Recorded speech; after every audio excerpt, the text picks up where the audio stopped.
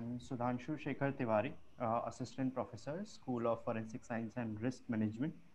I invite you all to the first webinar of the First Dialogue webinar series. Today we have with us Dr. Rajesh Verma, Deputy Director, Regional Forensic Science Laboratory, Mandi, Himachal Pradesh, India. And he will be discussing with us importance of statistics in forensic science. We also have with us Dr. Ranjit Singh from SIFS, New Delhi. And I would like to request, sir, if you kindly introduce Dr. Rajesh Verma, our invited expert, to the audience. Thank you. Thank you, Sudhanshu. So, good evening, all. Thank you, Rajesh Verma, sir, for accepting our invitation to give a talk on importance of statistics and the forensic sciences. So, we all welcome you for this 3 days webinar. So, sir need no introduction, but as a formality, I had to give the introduction of the sir. Dr. Rajesh Verma is a Deputy Director of the Regional Forensic Science Laboratory at Mandi, Himachal Pradesh. He has a doctorate degree in physics from IIT Roorkee. He is into research since early 90s and has over 30 years of experience in research and analytical work. He has published and presented over 30 papers in various international and the National Journal of Review and various conferences. He joined forensic profession in year 2000 as an assistant director and headed the physics and ballistic division of the State Forensic Science Laboratory in Himachal Pradesh. After working for about 11 years as assistant director, he was selected to head the Regional Forensic Science Laboratory at Mandi as a deputy director. In addition to his administrative duties, Dr. Verma has pursued his interest in research and interest in statistics and its applications to forensic sciences. He has developed an understanding of the various issues in forensic science and is keen on using statistics and the computer to improve the practice. He has also been using his capabilities in the development of the automatic speaker identification and the facial identification systems. He is currently engaged in development of the state-of-the-art multimedia forensic facilities in the Himachal Pradesh with the collaboration of IIT Mandi and was instrumental in signing of an MOU for collaborative research between RFSL Mandi and the IIT Mandi. So, thank you, sir. Once again, we welcome from the Raksha Shakti University. So, now I'll request you to share your knowledge with the participant. Thank you, Dr. Ranjit Singh. And I'm also thankful to Raksha Shakti University for giving me an opportunity to share my experiences about the application of statistics in forensic science. This will be a 3-part webinar. We'll continue for the next 3 days. And I have tried to pack a lot of information in these webinars, and keeping in view that a lot of students will also be there. I have tried to introduce the basics of statistics as it applies to forensic science. At the same time, this webinar will also be useful for practitioners in forensic science who may be new to the use of statistics in forensic science. So, and I just want to mention that my interest in statistics goes back to the year 2011, when I became relatively free from the expert jobs, and the work here was more of administrative nature. So I could find time to pursue my interest in research, and also found a new interest in statistics and its application. As you all know, statistics is now very popular in the world, and most of the applications are there of statistics in forensic science. And there have also been some review of the international practice of forensic science, and I will also discuss these reviews. And I'm here to share my experiences and my efforts with you to apply statistics in forensic science. So I start with my presentation. The first presentation will be, just a minute, please.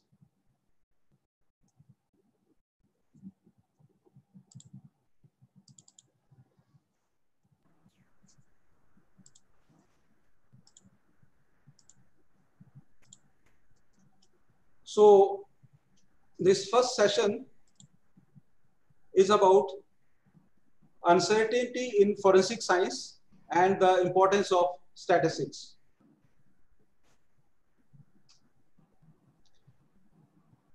This session will have two sections.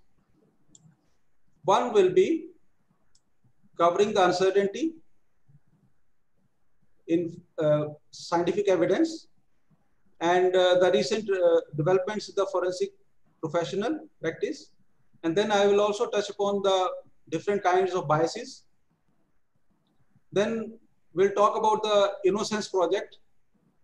And then we will see how statistics can be used in forensic science and evaluation of evidence and the calculation of likelihood ratios.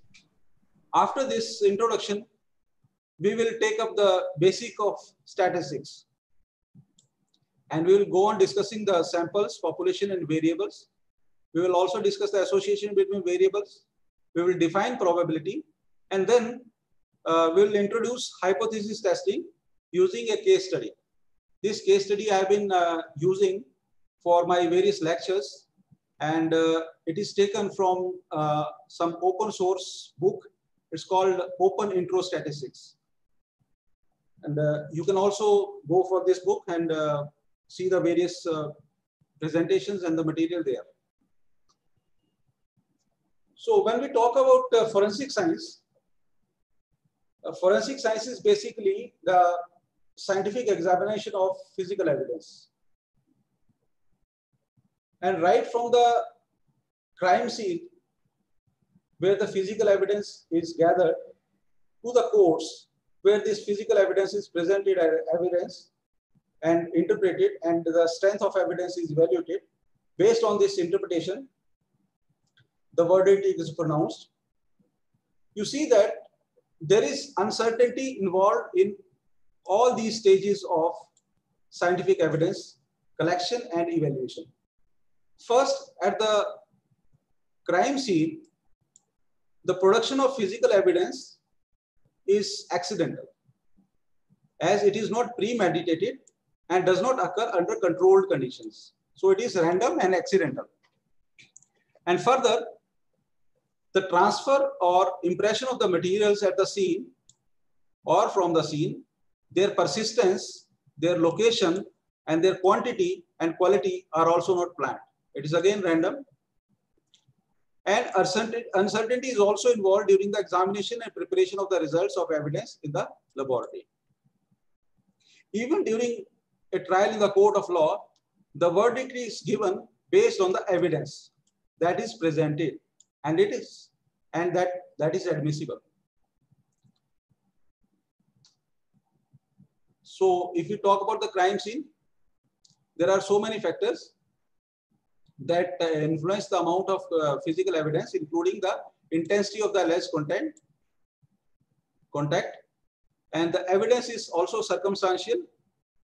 And then one should know that when a forensic scientist gives opinion about the evidence, then he cannot be absolutely confident, or I mean absolutely certain about one item having some common origin with another item from the physical evidence, because simply the fact that he was not there, this evidence is all circumstances, so he cannot be absolutely certain about his opinion. And then there is another factor, that evidence is searched, recovered, and collected some time after the event, not immediately, and also this collection depends on the ability of the crime scene investigator to understand, recognize the evidence, and recognize its importance. Therefore, this implies that the evidence provides information with a given probability.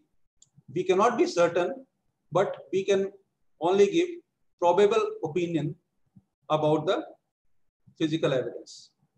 And we use a particular degree of certainty when we talk about the association of the physical evidence with that from the crime scene. And then further uncertainty is involved in the laboratory, where methodologies are chosen because of their discriminating abilities, and they are intended to detect features that are variable. And it's also desirable that they provide a high degree of sensitivity, meaning that they can detect and distinguish features at the lowest limits. In terms of detection, they are also supposed to detect correctly and in a manner that different examiners will reach the same findings. This is a very important factor to be kept in mind during laboratory examination. That is, the examination and the documentation in the laboratory should be thorough, and the opinion arrived should be based upon solid grounds.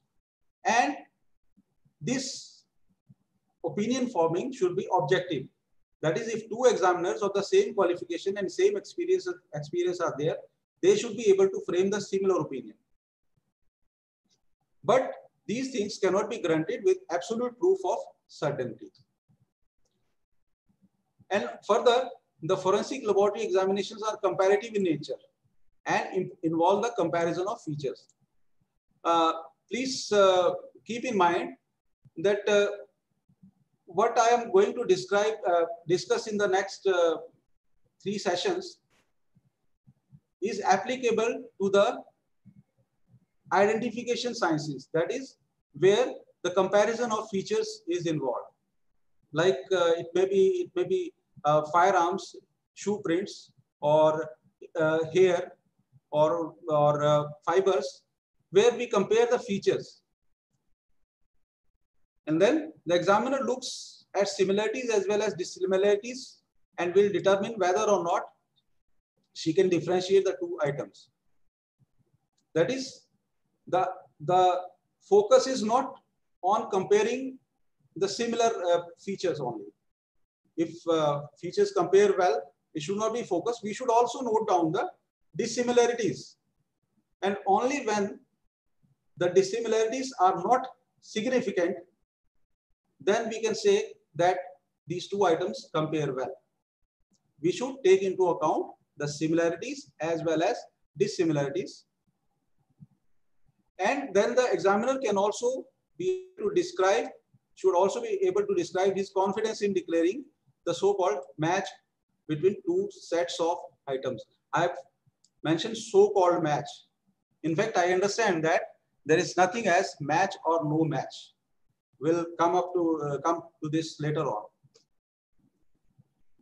And here, this slide says that it's crucial to understand the contribution of scientific evidence does not offer a proof of absolute certainty to any legal matter.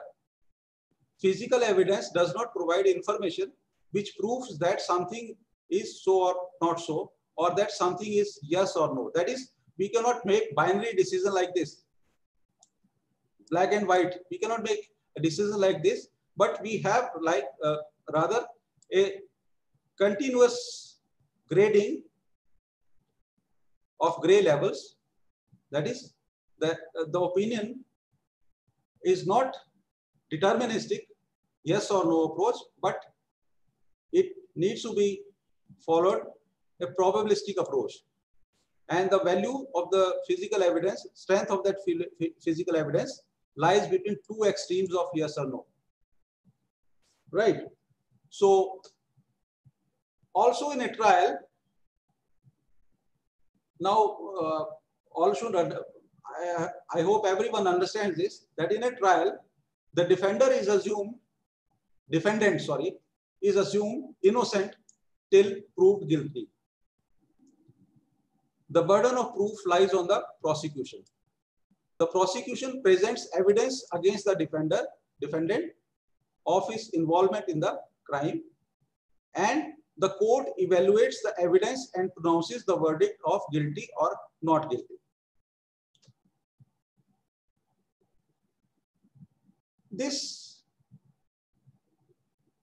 If the evidence is strong enough to reject the assumption of innocence, the verdict is guilty. And if the evidence is not strong enough, then we reject the assumption of innocence and the verdict is not guilty. And when there is not just enough evidence, then there may be, this means that there is no, not just evidence to convict or to exonerate. So it all depends on how much evidence is there against the defendant and how the court evaluates this. So it is a lot of uncertainty is involved in all stages of evidence evaluation. So physical evidence is needed to be interpreted after laboratory examinations and it's most important. Interpretation is assessing and understanding the evidential value of the results or observations with regard to the context of the case. That is, the evidence is evaluated with regard to the context of the case. That is, the circumstances of the case. So, thus here in this interpretation of the physical evidence, statistics and probability are the reasoning and operating tools to describe and measure the uncertainties related to that. You also may be knowing that the definition of statistics, how statistics is defined. We say that uncertainty is there in almost all natural phenomena, and uncertainty is also there in forensic science. And statistics a way of quantifying this uncertainty. Statistics a way of quantifying the uncertainty. So we are here using statistics to quantify the uncertainty that is related to them. And you must understand, if there is uncertainty, then you cannot be perfectly certain about the opinion. This need for statistics and probability is not new. Way back in 1953, Paul Kirk stated that in the court of law, it is often not recognized that all identification is purely a matter of probability. This was stated in 1953 by Paul Kirk, that all identification is purely a matter of probability. And in another article, The Ontogeny of Criminalistics, he indicated, while it may be both correct and useful, too much room still exists for honest disagreement between witnesses. Witnesses can disagree. Much of this problem would be avoided if systematic study were devoted to the development of sound probability considerations applied to the evidence interpretation and also to the areas in which statistical analysis could properly contribute to correct evaluations. So, I hope this makes the case for the use of statistics stronger with a statement by Paul Kirk that statistics is very important in the interpretation of physical evidence. Recent times have seen the review of forensic profession all over the world. And you must be aware of the report of the National Academies of Sciences entitled The Strengthening Forensic Science in the United States, The Path Forward. This report was mandated by the US Senate, and the report came out in the year 2009. And this report states that the current practices of forensic science, as well as all the forensic disciplines, not including DNA, need to be revised. And this report gave 13 recommendations to improve the reliability of these techniques and in general to their contribution to the justice systems. And it may be mentioned that this report acknowledges the lack of statistical foundation in the various examinations of various types of physical evidence.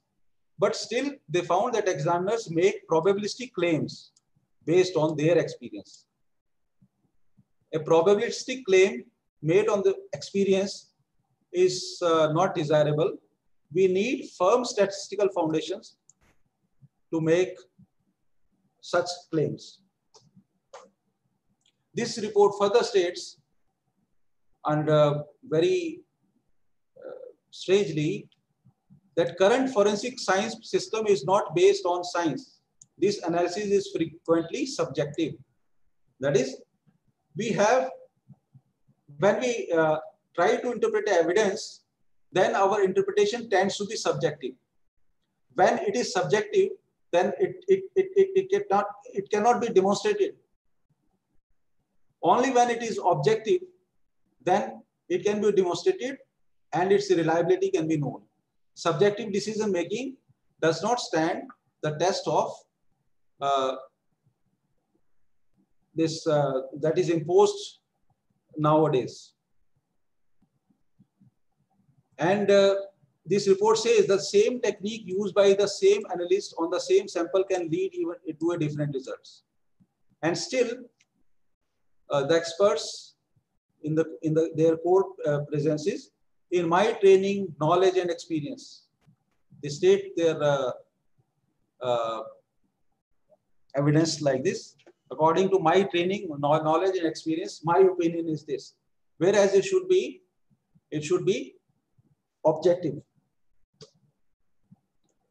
And this report further states that there is a lot we do not know about other forensic disciplines except DNA. I may mention here that DNA was not subjected to this criticism. Only the other identification sciences, like I mentioned, fingerprints, then firearms identification, and then fibers and shoe prints, like these comparative disciplines were examined, criticized. And this report says that considerably more research and development is needed to provide a rigorous evaluation of the capacity of a method to consistently and with a high degree of certainty demonstrate a connection between the evidence and a specific individual or source. So when we want to give an opinion with a high degree of certainty, then this means we need more research and development to achieve this. And this report also says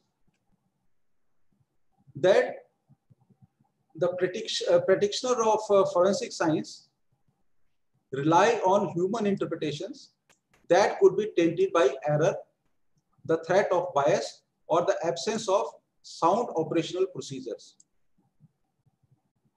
That is, errors can be there can be bias, an expert can be biased. I will discuss the different types of biases later on. And this threat of bias was recognized in the MAS report also. Now we'll see the cognitive. What are the biases? Biases are cognitive biases and contextual biases. I'll just discuss these briefly. Cognitive bias, one type of cognitive bias is confirmation bias. The tendency to seek confirming rather than disconfirming evidence is called confirmation bias. Suppose if you are given some information when submitting the evidence, you are told that this evidence comes from the suspect and this comes from the crime scene.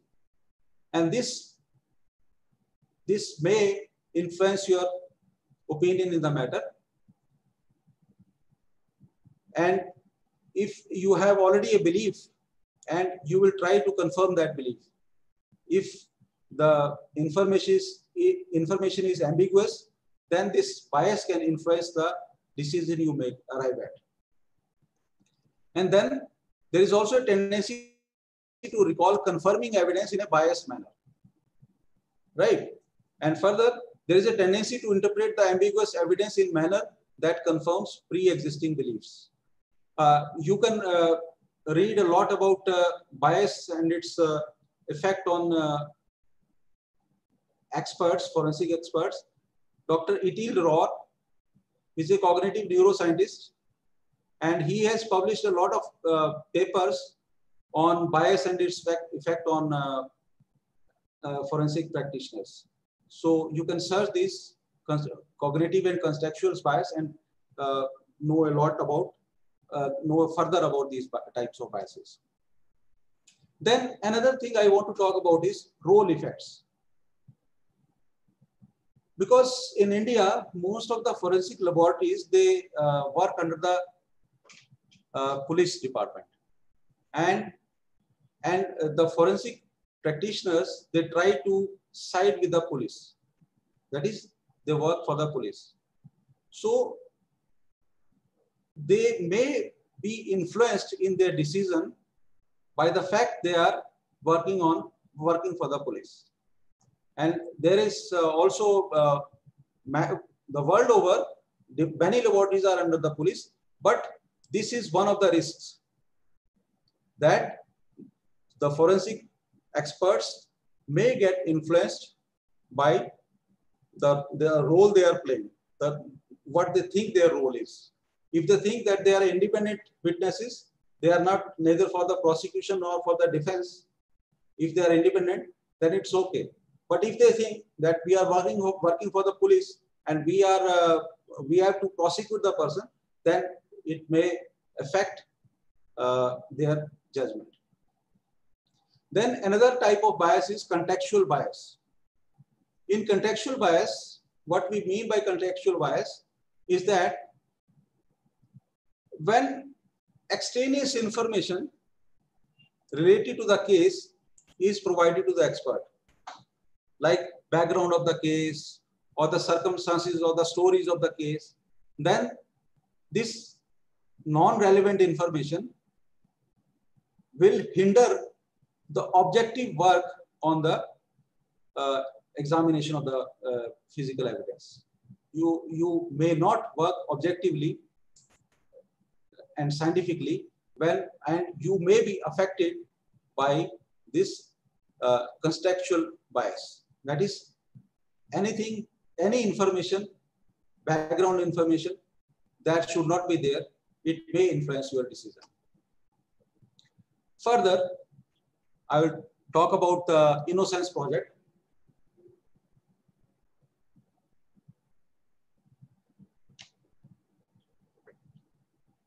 You can go to this site, www.innocenceproject.org.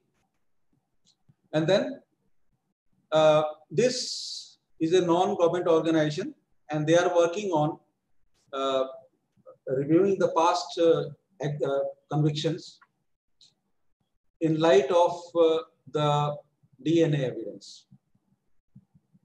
And they have found that reviewed about more than 350 cases, and where the convictions were set aside and the persons were released from prison. And it was found that about half of these Innocence Project cases involved unreliable or improper forensic science. And now it is recognized that the science of scientific technique of bite mark comparison is now thought to be subjective. And the forensic science techniques also lack uniform scientific standards. You can see this in graphical form, that forensic science was responsible for half of these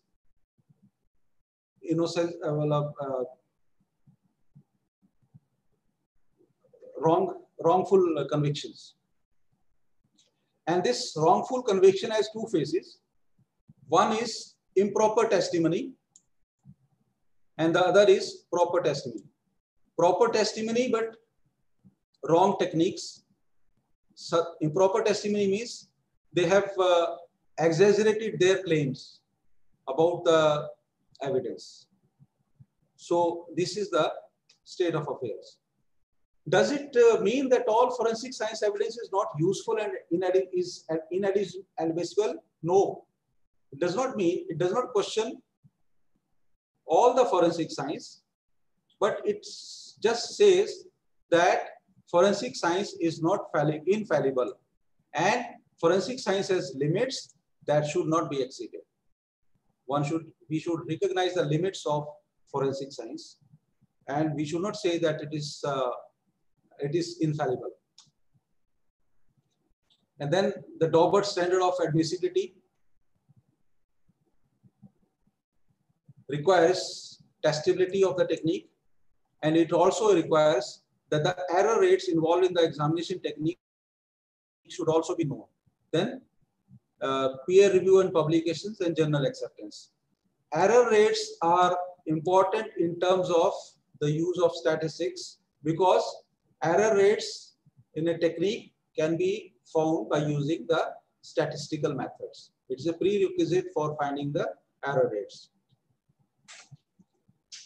Error rates refer to the number of errors observed during the application of a given technique for a defined number of trials under controlled conditions. It is wrong to say that so and so technique is error free.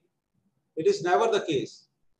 Every technique has some error, but we should acknowledge the error and we should try to reduce the error. If one says that there is no error in his technique, it is wrong. And so we must find error rates of a technique also. And we should also make efforts to objectively quantify the limitations of the techniques as well as the risks that an error occurs. And statistical methods and probabilistic models are methods to accomplish such an endeavor. That is, we can find out the error rates using statistics and probability. So, how can statistics be used in forensic science? Statistics is used in R&D, in the development and validation of methods. For example, when you calibrate some method, then regression is used, linear regression will be used, and when you find the errors also, that is uncertainties also, there also you need statistics. Then statistics can also be used during the development of databases and the interpretation of association of evidence with these databases. I will also discuss these things in the later parts. And statistics, most important is, statistics is used to evaluate evidence. What do we mean by evaluation of evidence? Like I told you earlier, that it is not a yes or no situation.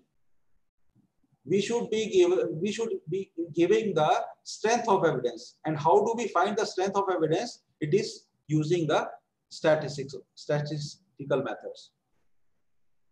And I mentioned earlier that in the NAS report, DNA fingerprinting was not criticized because DNA has firm statistical foundations, and you must be knowing you must all be knowing this, that DNA has firm statistical foundations. And if we can involve statistics in other identification disciplines, we may also increase the individualizing capabilities of these techniques. Right. So this is how statistics can be used. And coming to evidence evaluation, we use statistics and probability in evaluating the evidence. And we test the hypothesis. The null hypothesis is, as I told earlier, that the accused is not involved. That is, innocence is assumed. The null hypothesis says the accused is not involved. Whereas the alternate hypothesis says the accused is involved. This means if we reject the null hypothesis, then the alternative hypothesis will be true and the person will be convicted. And how these hypotheses are involved, evaluated, this is evaluated by the use of probabilities. And then there is another term like likelihood ratio approach. Likelihood ratio. What this likelihood ratio is, this is the strength of the evidence. This is the likelihood ratio is the probability that probability of the evidence given that the null hypothesis is true versus the probability of the evidence given that the alternate hypothesis is true. So we will see an example how this likelihood ratio can be calculated. So in a nutshell, likelihood ratio is helpful in giving strength of the evidence to evaluate the hypothesis. So this is the definition of likelihood ratio. This is probability of evidence given this vertical bar says this is a conditional probability. Probability of evidence given the same source or the suspect hypothesis, and divided by the probability of evidence given the different source or the some other person hypothesis. So this is how the likelihood ratio is evaluated. And when we evaluate the likelihood ratio, it comes further that it is not just similarity that should be that we should focus on for the evaluation of evidence, but we should also see typicality, how typical that evidence is in the general population. Here in this previous definition, this numerator is the similarity term and this denominator is the typicality term. How typical is this evidence in the general population? So we compare the degree of similarity between the samples and also the degree of typicality with respect to the relevant population. What is relevant population? We will also define this later on. This way. These are two. This is a graph for showing the likelihood ratio calculation for comparing when you compare the fundamental frequency of a known speaker and general population. Now this is the variation. This blue curve shows the variation of the fundamental frequency for that suspect, and this red curve gives the variation of that fundamental frequency in the general population. You see that the red curve is has a larger extent than the blue curve. It is naturally so. And if we have a questioned voice sample, and for that we find the fundamental frequency, then we evaluate the probability. Actually, suppose the blue curve tells you is the known speaker model, and red curve is the background speaker model. And this green value here, this is the question fundamental frequency. Now we will want to know whether this question value is more likely to come from the suspect or from the general population. So we evaluate at this point, we evaluate the probability, we find out the probability here, and this comes out to be 0.0066. Whereas for the general population at the same frequency, the probability value is 0.0058. This means the likelihood ratio, that is a ratio of this height, and this height. This is 11.35.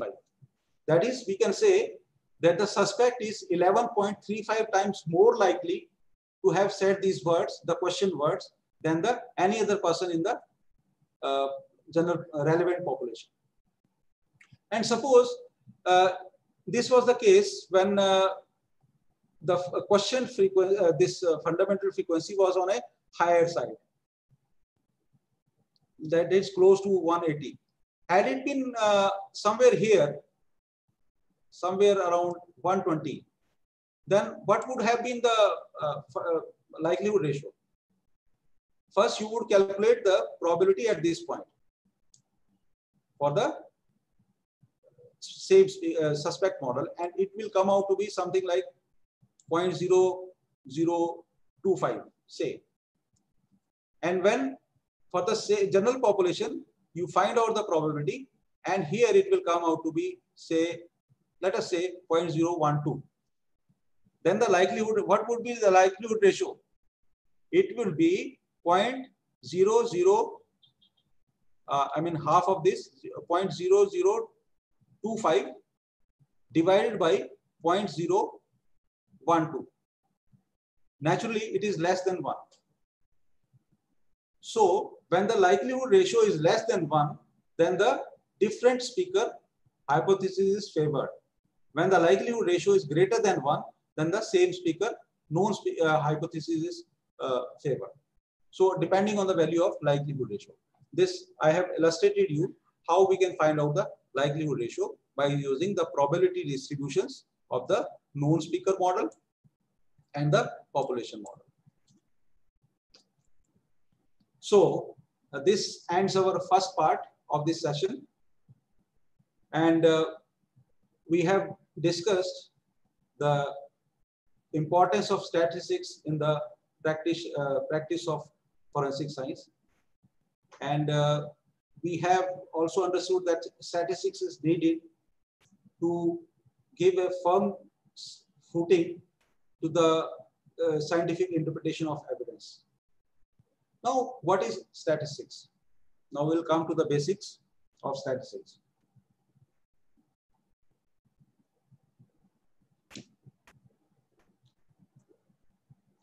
Statistics is the science of collecting, analyzing, and interpreting data, whose goal is to acquire understanding from them. That is, data does not convey anything unless it is interpreted, and the science of collecting, analyzing, and interpreting data is statistics. And you can make sense of data, that is huge data that is there. Sometimes now we talk about big data. A lot of data is there, but you need statistical technique to make insights into the data. And this data, first thing is, there are two types of statistics that are performed in the data. One is descriptive statistics, and the other is inferential statistics. Descriptive statistics is data observed from sampled population. You cannot examine all the population. You take a sample from the population, and the data observed for the sampled population can be summarized using numbers, tables, or graphs for the purpose of describing the data. We will describe some data later on. This is called descriptive statistics. But when we make inferences from that sample and the statistics from the sample about the general population, then this is called inferential statistics. Like we hear of exit polls. Exit polls do not take the opinion from each and every person that voted in the poll. They take a sample, and then after that, based on the statistics of that sample, they make inferences about the whole population, that the whole population of the voters. So this will be inferential statistics. We will be discussing the descriptive statistics as well as the inferential statistics.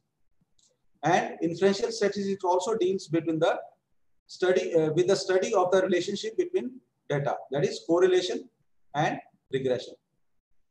So that is also one part of inferential statistics. Then I would like to also briefly mention the Bayes theorem. Bayes theorem is helpful in evaluating the evidence, and we use the likelihood ratio in the Bayes theorem. Bayes theorem says that the prior odds multiplied by the likelihood ratio give the posterior odds. That the prior beliefs are there. That is circumstantial evidence. Then you independently examine the evidence that is submitted to the laboratory. You give the strength of evidence in terms of likelihood ratio, and multiplying that likelihood ratio with the prior odds will give the posterior odds for that evidence.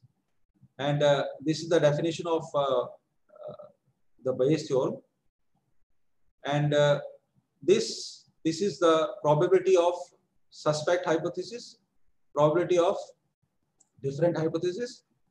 This is probability of evidence given the suspect hypothesis is true, and this is probability of evidence given the different person hypothesis is true. And then here you see this, there is a difference between these two. This is probability of the hypothesis given the evidence, and this is probability of the other hypothesis given the evidence. There is a difference between this. This is probability of evidence given the hypothesis, whereas this is probability of evidence given the probability of hypothesis given the evidence. So you must understand this. This is how we arrive at the evaluation of evidence. So now we talk about variables, samples, and populations. Statistics involve the study of a set of equivalent objects from which some characteristics, attributes, or features are observed. This is a set of equivalent objects. Like say, we gather data about different persons. We gather data about different persons, and we tabulate the various features. Like in an anthropology problem, we for every person we measure the height of the person, the length of the long bones, or the foot length, or the hand length, and we tabulate this. These are characteristics, attributes of the features, and these are called variables. All these this hand length, or their height, their foot length, this is called a variable. And then we come to population and individuals. Population is the whole population, whereas if we take a sample, the objects forming the population are called individuals, and the statistics exploit the properties of the populations, and variability is there in the population always. There is a difference between survey and census. Survey is a portion of the population under a study is called survey is the process of taking a sample from the portion of the population under study, right? So we for research purposes we always do surveys, and we take samples from the population, and we record the various variables of the individuals or the various instances of that case. So all variables, they can be categorized into numerical variables and categorical variables. Numerical variables are variables that involve numbers. They are continuous as well as discrete. Continuous variable can have any value, any possible value, like height of a person. Height of a person can be, say, 170.56 centimeters. It can have any value, decibel value, up to any limit of resolution. It can have any value. So this variable is called a continuous variable. Whereas discrete variables have only discrete values, like 1, 2, 3, 4, like this. So these are discrete variables. Categorical variables, they don't generally involve numbers. These are labels. But these labels can be represented by numbers. But these numbers cannot be treated in the same way we use treat the numbers of the numerical variables. I will also discuss this later on. Categorical variables, there are two categories: regular categorical and ordinal. Regular categorical means there is no order in the categories. These are just 2 or 3 or 4 categories, like male and female. These are 2 categories. Yes or no, 2 categories. Or hot or cold, 2 categories. Like, but whereas in ordinal categorical variables, there is an order. Like one category is, and the other category can be put in order. Like if we say, if we evaluate the response of feedback of a survey, that how satisfied are you with the service, then dissatisfied, neutral, satisfied, very satisfied, or to the other extreme, very dissatisfied. So thus we have a grading, that one category is better than the other, right? So these are called ordinal variables.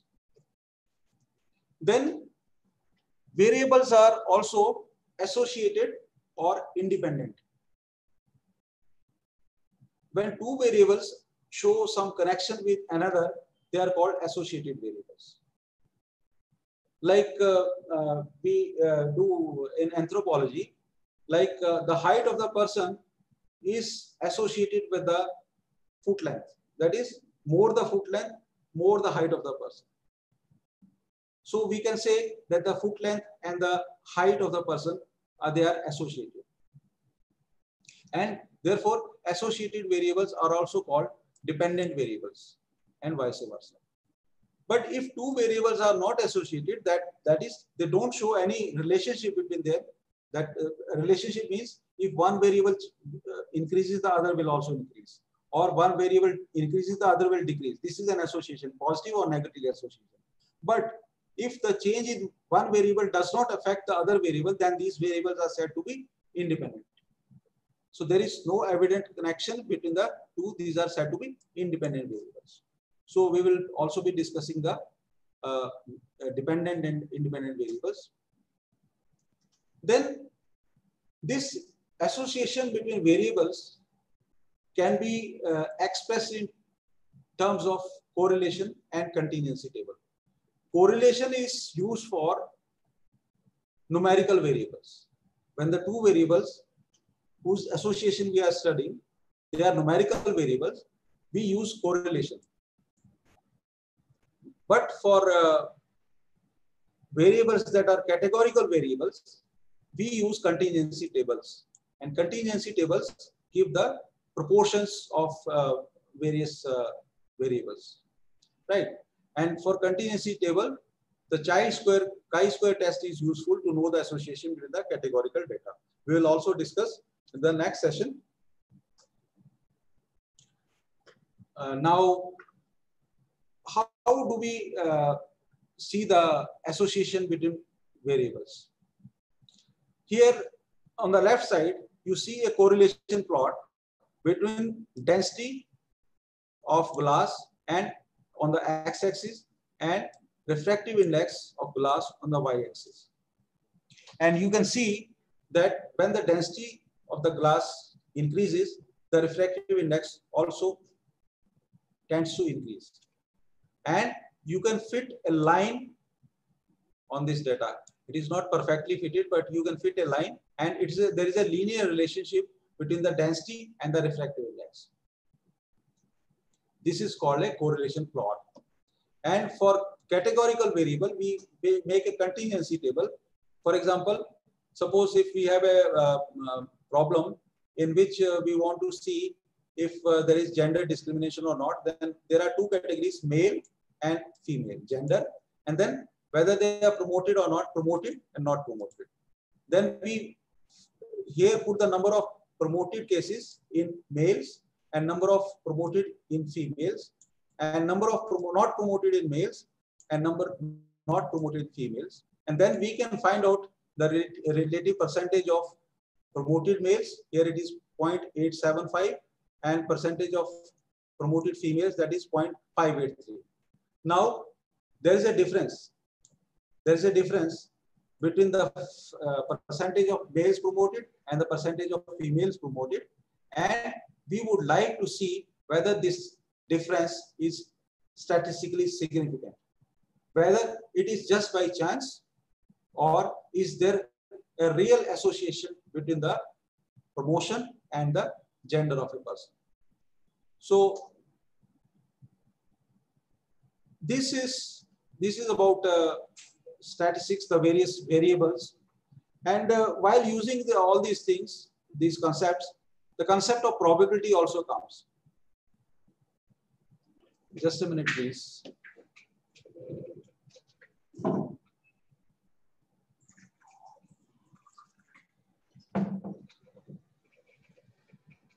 The probability is a study of randomness and it tries to quantify the measurement of uncertainty. And probability of an event, as you all know, the proportion of times that an event occurs in many repeated trials of a random phenomena, where a random phenomena refers to an event whose outcome is uncertain. Like head and tail. Simply, if you give an example, then head and tail, tossing of a coin, we say the proportion of times that an event, suppose the coming up of head is an event, then what is the proportion that we toss a coin, how many times a head will come up? This is said to be 50%, 0.5. So 0.5 is the probability of a head's coming up, or similarly a tail's coming up. Right. So this is one definition of probability, and this is called the frequentist definition of probability. Frequentist definition is number of outcomes in E and total number of possible outcomes. They count the probability of any outcome of a random event is the proportion of times that the outcome would occur in a very long series of repetitions. The number of objects in a given category is called frequency for that category. And then we also have relative frequency and probability. One thing I want to mention is that probability denotes a long-term or long-run relative frequency. What I mean by this is this. That is, suppose you toss a coin, you say there is 50% probability of that coin coming head up, and you toss the coin, say 5 times. Then it may not exactly 6 times. It may not be 3 heads and 3 tails exactly. There may be difference. It may be 4 heads and 2 tails. It may be 5 heads and one tail. It may be all 6 heads. So this gap here between the actual and the theoretical is very large. This is very large. But when this number of trials is increased, this proportion of heads will tend to be equal to half. That is of the probability that is there. 0.5 was the probability, but this 0.5 probability will be achieved. That is, the proportion of heads will come to be half only after a very long series of trials. So this is what you call a long-term or long-run relative frequency. This is the concept of probability. Now there is another concept of Bayesian probability. Bayesian probability contains and expresses the degree of belief with respect to the outcome of a given event. There is a degree of belief associated with the outcome of the given event. That means the probabilities are conditional in the sense that assigning a probability for the occurrence of an event, information is required. Some information is required. Like, I give you an example.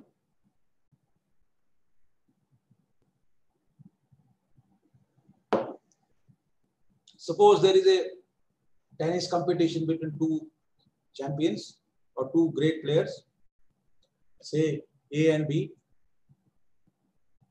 and there is an upcoming match between the 2. Then one way of predicting the outcome of the match would be to see the data, historical data, in the number of wins of each player. If one person is he had more number of wins, then we would say more probability associated with that player, right? But another aspect can be there. This will be the frequentist probability. Another aspect is there. There are two types of courts. Say one is grass court and another is clay court. And you know that person A, the player A, is better at the clay courts, and the next match is going to be on the clay courts. Then the probability, the frequentist probability, will be defined by this background information. Will be altered by this background, this information, and this is what is involved in the Bayesian probabilities. So we will also take up this concept of Bayesian probability in a more detail. Now, this is the last part of the session, and I will show you a case study.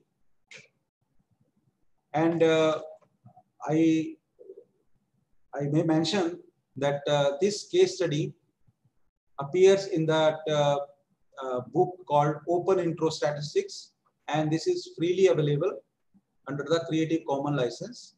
And I have used these slides from that book and from that site. So this is a case study of gender discrimination. This study was said to be done in 1972 to assess whether gender discrimination is there in promotion matters. Right. 48 male bank supervisors were each given same personal file. They were given only single file, same file, identical file, but it was mentioned for 24 files, it was mentioned that the file belongs to a male, and for the other 24, it was mentioned that the file belongs to a female. And the bank supervisors were given the same personal file and were asked to judge whether the person should be promoted to a branch manager.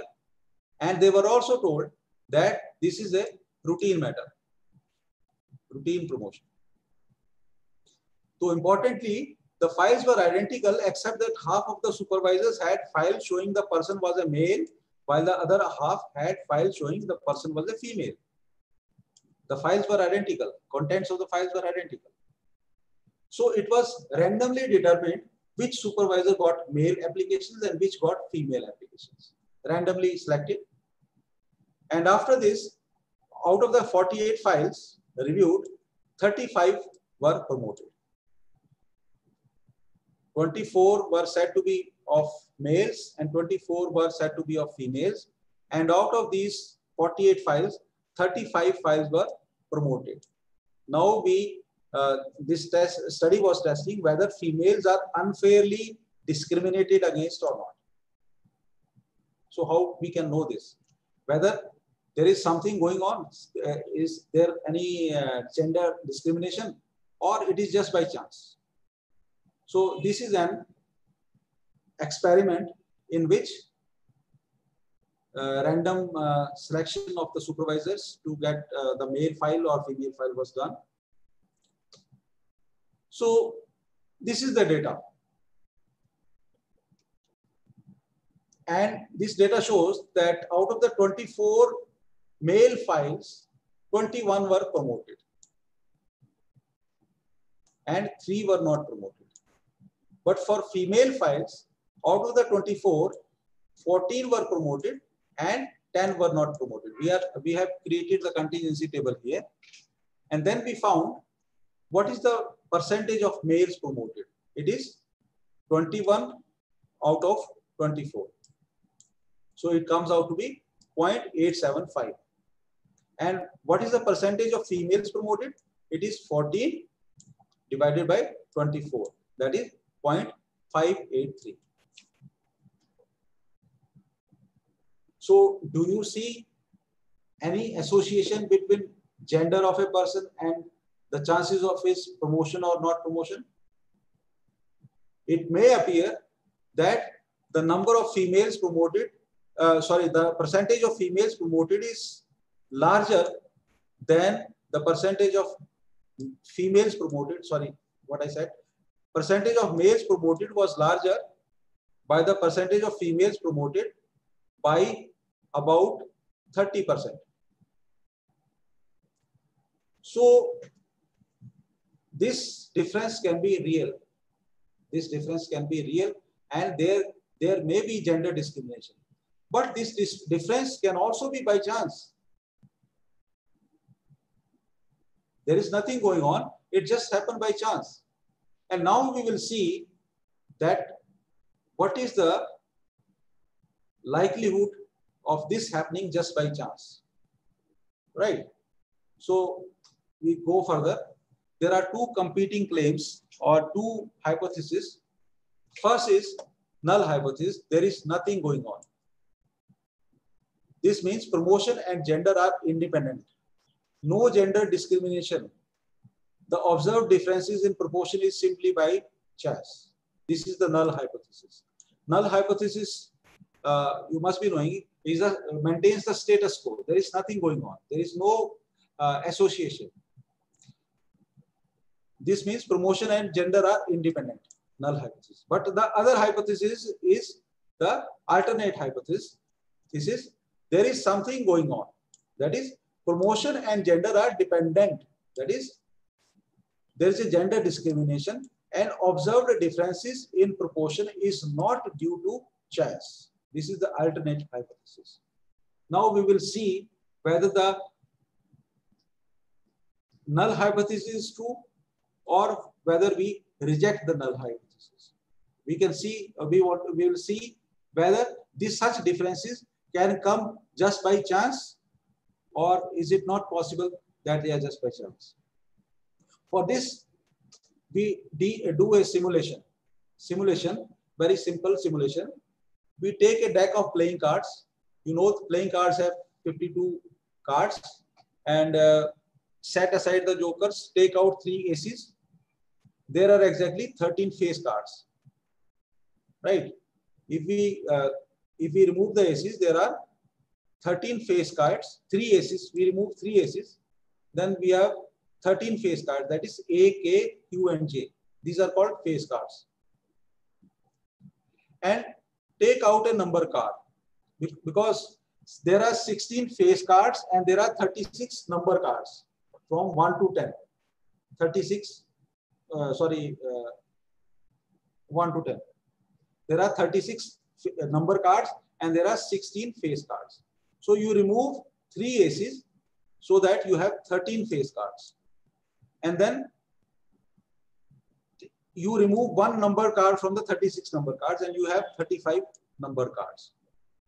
This means, sorry, it's not 1 to 10, but 2 to 10. 1 is ace. So we have done this because there were only there were 35 promotions and 13 rejections. So we made these numbers and then shuffle the cards and deal them. We have now 35 number cards and we have 13 face cards. And this matches the number of the promotions. Promoted, 35 are promoted and 13 are not promoted. So 13 represent the face cards and 35 represent the number cards. Then we mix these 48 cards, and then shuffle these cards and deal them into 2 groups of 24 size. Because 24 males and 24 females. We deal them into 2 groups. And after that, we count and record how many files in each groups are promoted. That is number cards. To calculate the proportion of promoted files in each group and take the difference, male minus female, and record this value. And repeat these steps, 2 to 4, these steps, repeat this many times. So this is the scheme of things. 35 non-face cards and 13 face cards. And then in the first instance,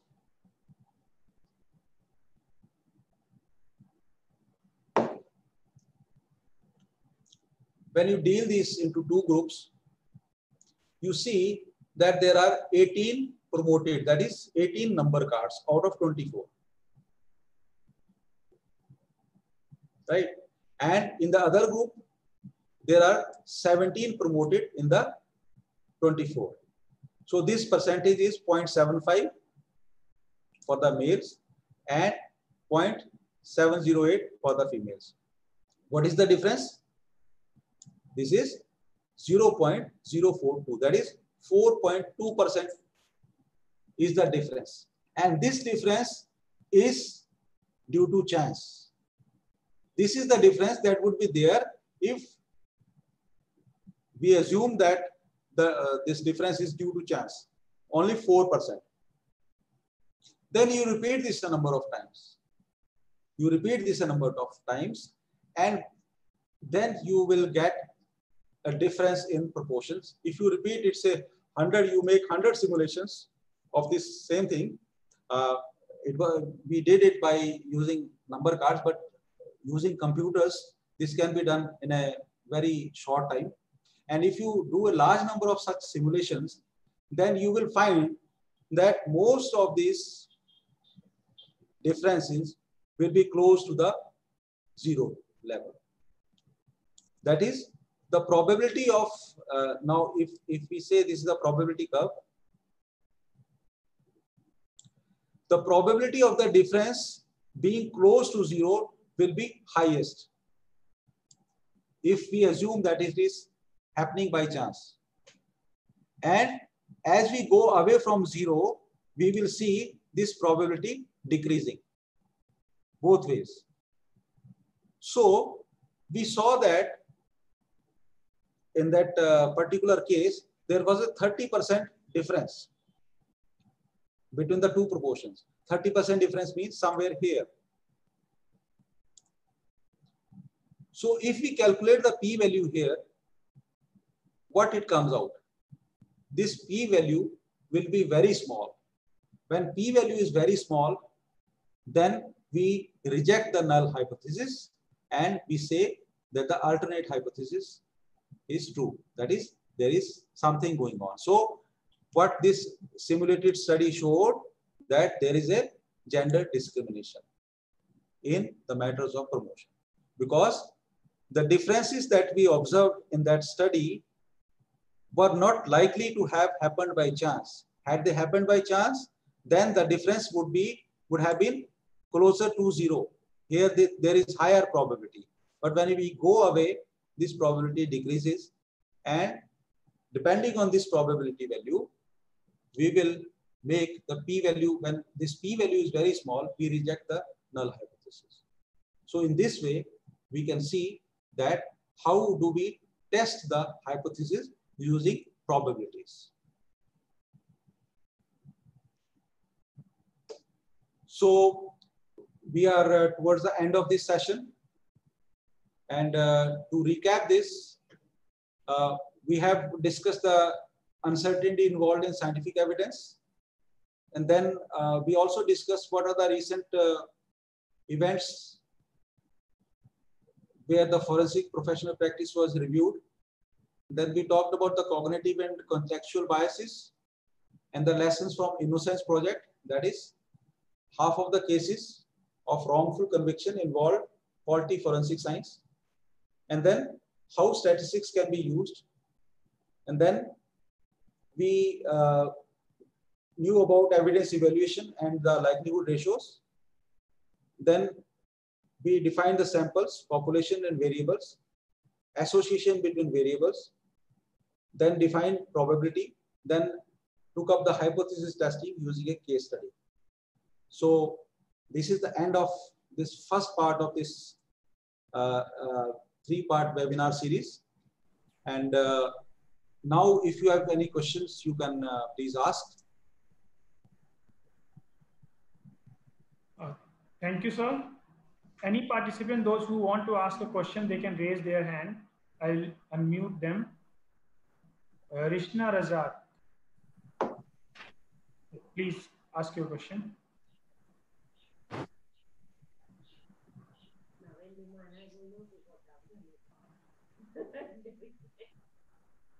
Can you be a bit loud? Krishna, your voice is not coming.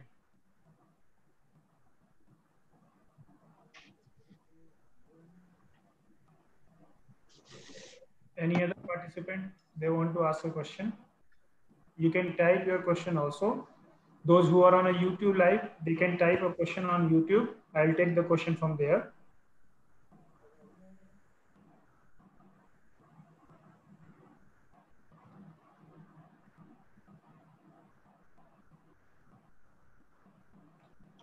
So there is one question from the Anu Bhati. As mentioned, DNA fingerprinting is the statistically more reliable, but I would like to point out that they are subjected to error due to the quantity of DNA and technique used for the analysis. Yes, that is true. That is true. And